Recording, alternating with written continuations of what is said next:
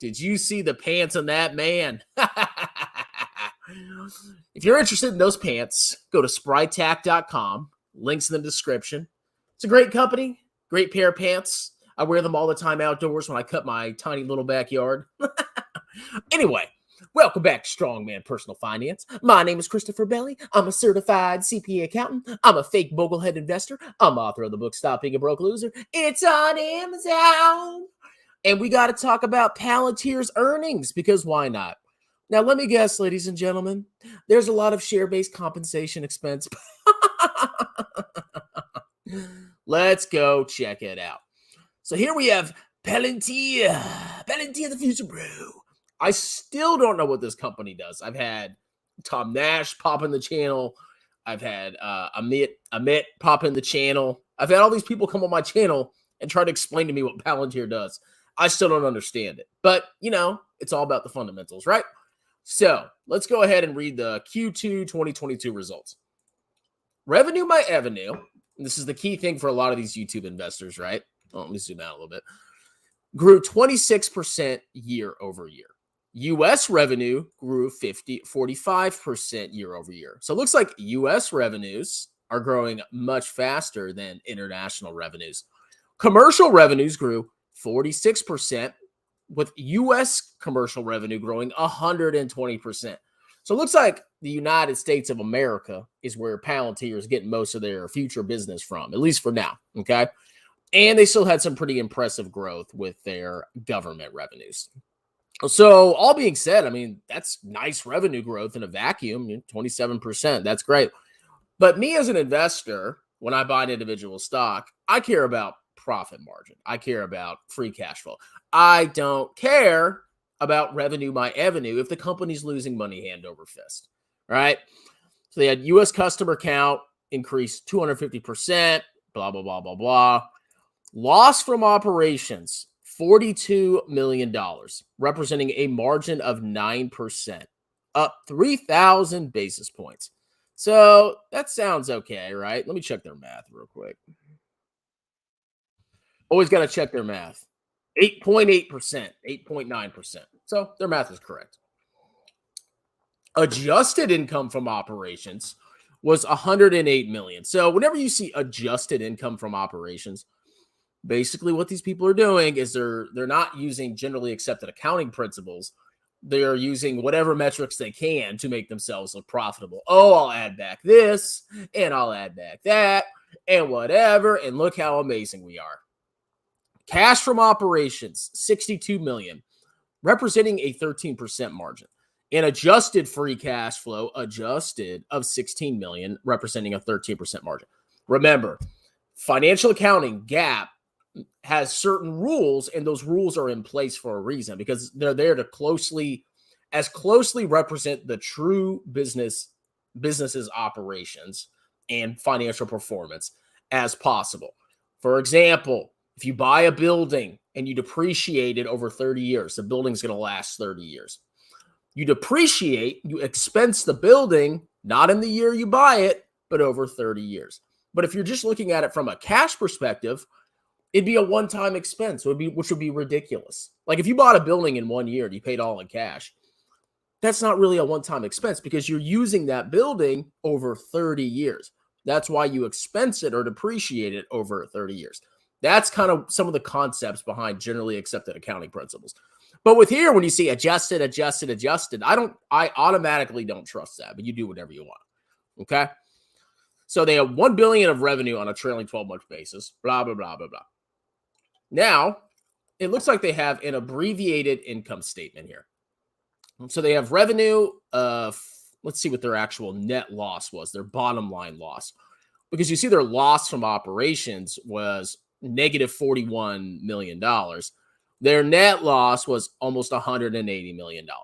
So their bottom line profit margin, and I'd be curious why there's such a discrepancy there, is 473,010. Negative 38% loss on the accrual basis of accounting, which matches revenues to expenses. This is the way to do it. Now, I wonder what's causing this loss, okay?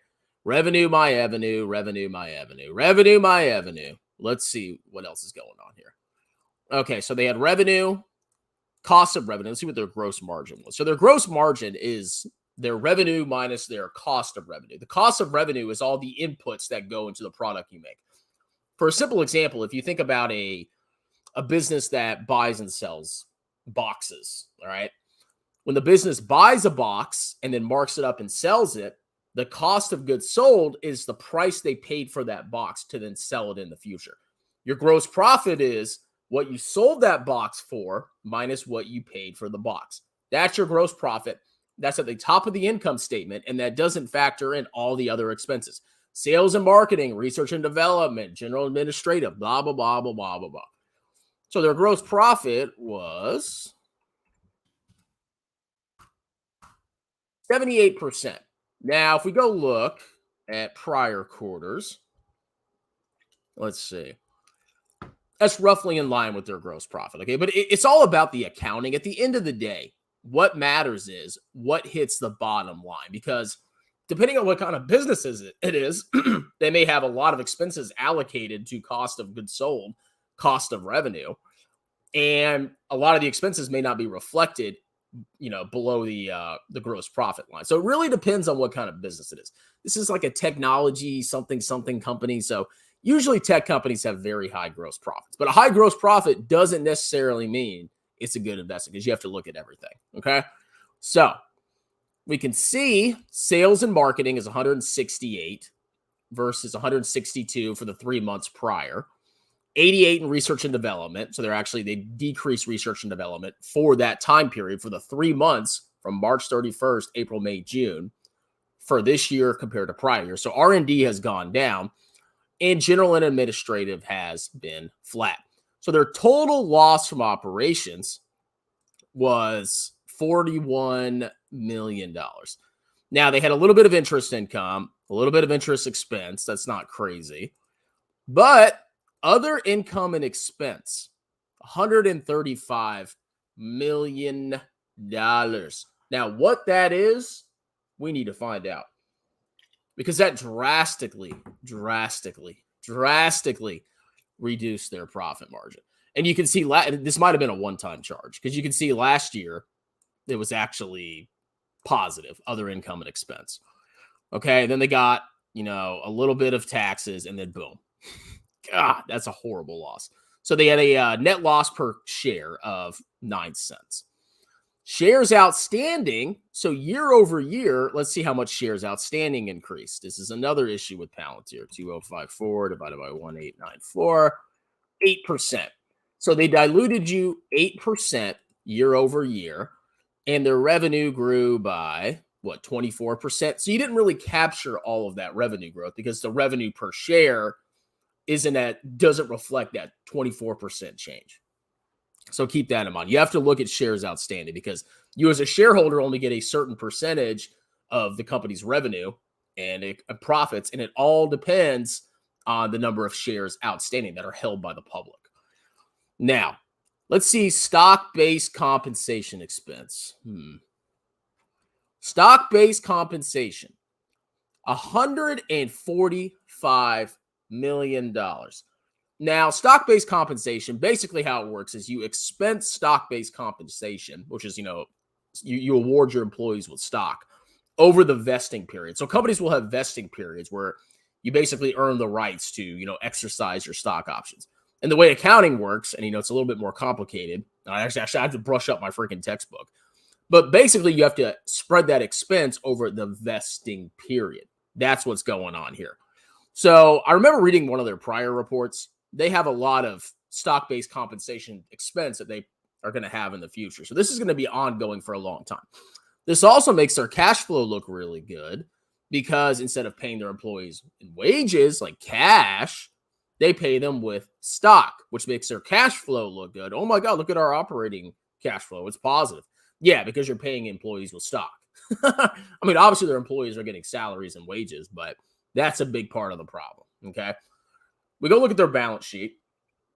They have total current assets of $2.9 billion, $2.3 billion of which is cash.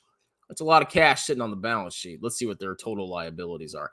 $933 million. So they actually, from a balance sheet perspective, I mean, they could pay off all their debts, all of their debts with their cash. And a big part of their debt is deferred revenue. That's revenue that they potentially received cash for it, but they actually haven't done the work and earned the revenue, because that's how it works with accrual accounting. So overall, I mean, when it comes to like a balance sheet perspective, they're not going out of business anytime soon. I can tell you that. And they have positive cash flows because, like I said, they have stock-based compensation. And then we can see, let's go look at their statement of cash flows. So net cash provided by operating activities for the 6 months into June 30th are actually down by about $40-something million. So that's been a decrease. Let's see what a big add back is. Look at this add back right here. Their net loss was $280 million. They have to add back a non-cash expense of $295 million. They are simply unprofitable on a GAAP basis because of stock-based compensation. And it looks like they had an unrealized loss for marketable securities. So that looks like that one-time non-cash expense on their income statement. What did they lose this much money on? Holy crap. That's ridiculous. This is something you need to look into. I mean, I'm sure if you follow Palantir, oh my God. That freaking massive loss, a big part of that came from this, whatever this was. So maybe they mentioned it. But they do have positive cash flows from operations. They have a little bit of PP&E purchase, so they do have positive free cash flow. Let's see. They got cash inflow, $47 million from stock options. So sometimes the employees, like if you have a stock option, you pay a certain price for the stock, and then the company delivers it to you. That's kind of how a stock option works. But the expense is expensed over the vesting period. So it looks like, yeah, basically all their cash from financing activities over the last 6 months came from stock options. So whatever. So basically, it's very simple, guys. Okay, all you have to look at is the stock-based compensation. And here's where they do the non-GAAP reconciliation. Oh, we're actually profitable if we didn't pay stock-based compensation. But, I mean, you're paying stock-based compensation. That's an expense, okay? And you're diluting the shareholders with it. So keep that in mind. Let's see. I wonder what that one-time charge was. Other income and expense. What was that? Effective tax rate, blah, blah, blah. So they don't even say. I'm sure you can find it. Like, I mean, I'm not buying Palantir. I mean, it's so unprofitable and it's so dilutive. You're just going to lose money. I mean, this company hasn't been profitable forever. Is there 1 year, 1 quarter where they've been profitable? Let's see their profit margins. Negative 26, negative 100, negative 77, negative 104. Let's look at the quarterly. Negative. Shares outstanding. Up every single freaking quarter. Oh, but they have free cash flow because they pay their employees with stock instead of cash. Wow. So, no, I am not buying Palantir. I don't care about the revenue by revenue. I mean, you could have $1 zillion in revenue, but if you have no profits, it doesn't matter. All right, let's do some questions. It's a late night for Strongman.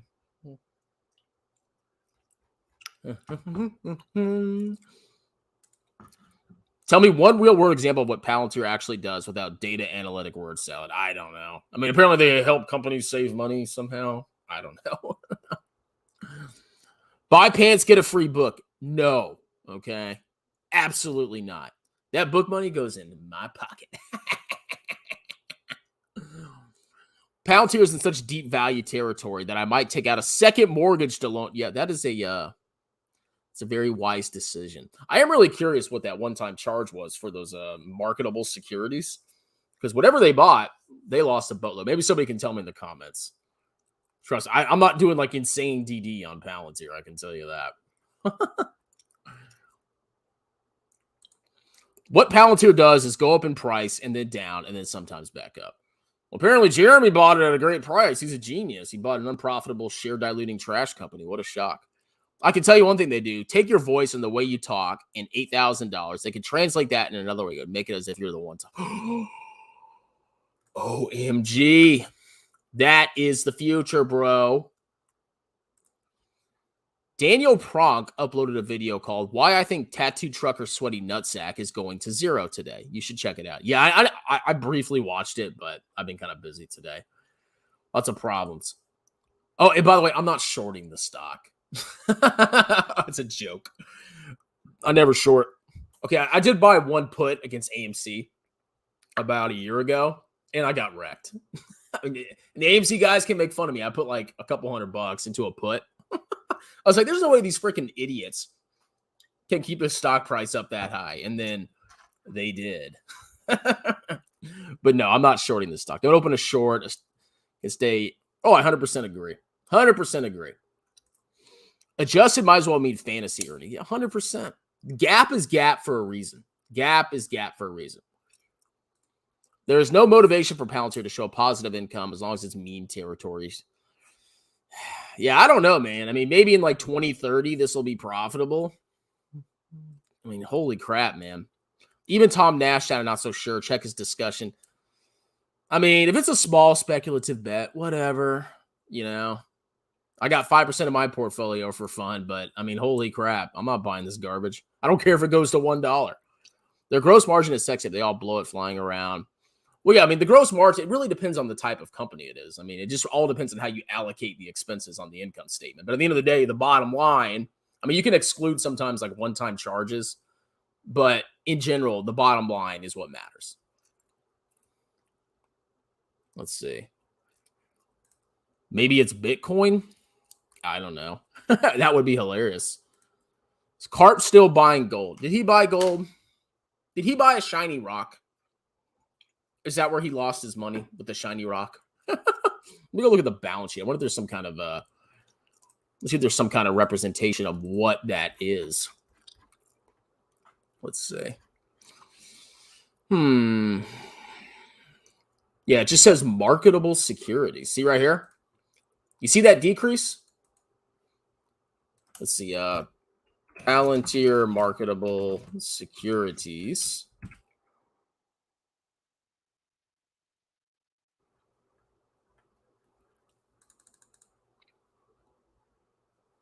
The company had $51 million unrealized loss on marketable securities in the quarter, apparently tied to the SPAC program.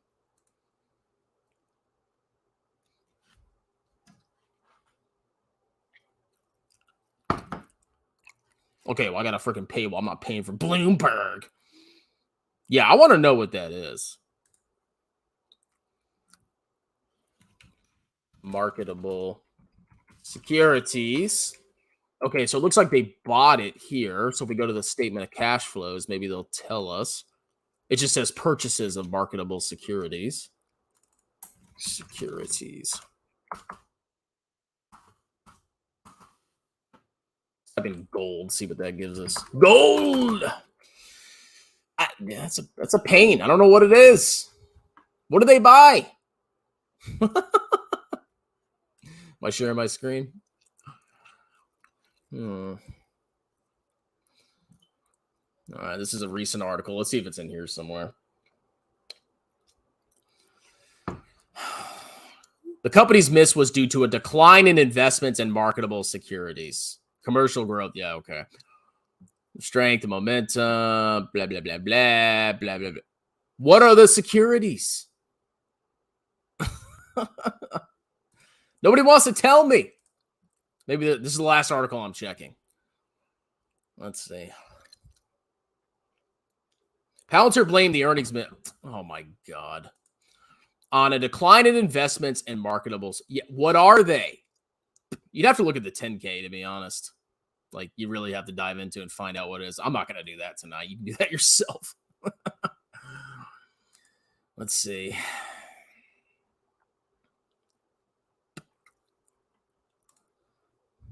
Jeremy shut down his Stock Hub server. I mean, is anybody even on there?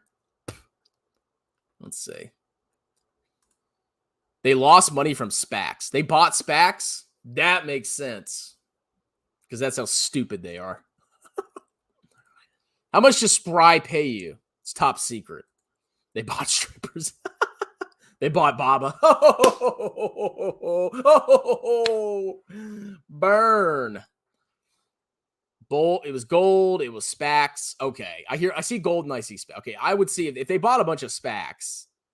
Okay. Yeah, I could see that. Freaking clowns. Charlie Munger called EBITDA BS. I mean, as an accountant, yeah. Like, I'm not going to. Oh, let's add back interest, taxes, depreciation, and amortization. Yeah, it doesn't matter, bro. You can just buy a building. It doesn't matter. I see it. This guy's very adamant about this. All right, guys. Well, that's it. But let's go ahead and play my sponsor one more time, Sprytac.com. Go get yourself a nice pair of durable and comfortable cargo pants. And you guys have a wonderful, delicious night.